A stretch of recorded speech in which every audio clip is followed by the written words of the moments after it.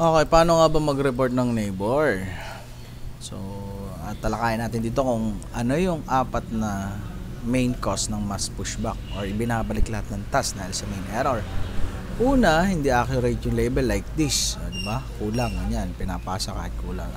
12 pixel ang margin of error. Minsan 15, minsan 5. Ano nga ba yung pixels? Ayan. Pag zoomin mo, ay tama, 1, 2, 3, 4, 5, 7. Yan. Mas malinaw ang image, mas maliit yung pixels. Okay? Mas mataas ang resolution, mas maliit. So, hindi naman natin hindi pwede kada drawing, kailangan natin mag-zoom in na ganyan. So, tansya-tansya na lang. So, kaya much better na i-accurate nyo na lang yung drawing. Hindi naman kahit 100%, kahit ganyan lang, okay lang. Diba? Huwag yung point na yan. So, at least ganyan. Tapos meron pa doon sa baba, add ka na 1 point dyan para makapture yan. So, pwedeng ganyan, no? Then, hindi siya match. No? So, kailangan natin siyang i-match. We can use alt kung naka-snap siyang mabuti. So, ang gagawin mo, ganito. Yan. Minsan, ito may gaps. Mga ganyan. Ano yan? May gaps ganyan. Okay? So, yung iba hindi nagpe-press ng ortho. Ano ba yung ortho? O yung L? Press nyo si L para makita nyo kung may gaps. Yan. Tapos move nyo. So, ang 3D matching, huwag nyo ipo-full screen like this. Kasi pag full screen yan, nagbi-blink yan, nagbi-flicker. So, ang gawin nyo, window mode, then expand nyo lang ng konti sa taas para makita nyo yung neighbor files. Yan. Press nyo si L. Yan. Press ko si L, then L uli. L. Ayun. L uli para bumalik.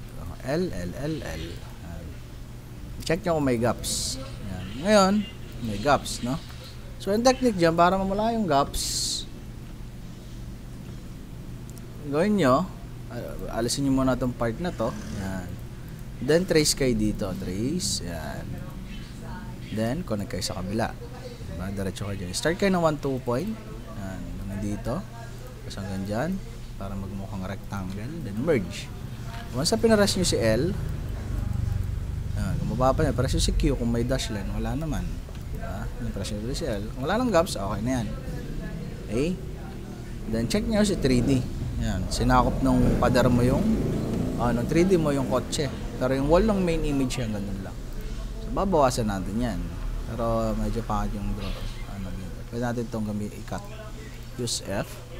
Or pag ayaw makat, lampasan nyo ganyan. Cut. Move. Pwede rin. Or alisin nyo na lang yung point. Yan. Hindi siya naka right angle. Medyo pangit. Move ng konti. Yan. Check yung si 3D. Yan. Press nyo si F2. Pag nag F2 kayo, huwag yung bibitawan si left click. I-hold nyo yung left click sa kaliwa para hindi mag-flash. Yan. Para mabilis mag-check ng frames. Yan. Then, ito pwede nyo bawasan kasi sobra, di ba? Para siya bawasan. Hold nyo si control. Drag ko si 3D. Left click. Yan. Kailangan sakto-sakto lang siya doon. No? So, kahit i-check nyo sa ibang frame, match lahat yan. Ito medyo bitin kasi may slope yung lupa. Magkaiba ng level. Ngayon, paano mag-report ng neighbor? So, okay na to, no? Mapapansin nyo, tama naman. Alt-S muna tayo para mag-sync. So, siguro may mga laman na yan. Ayan, nag-sync na siya.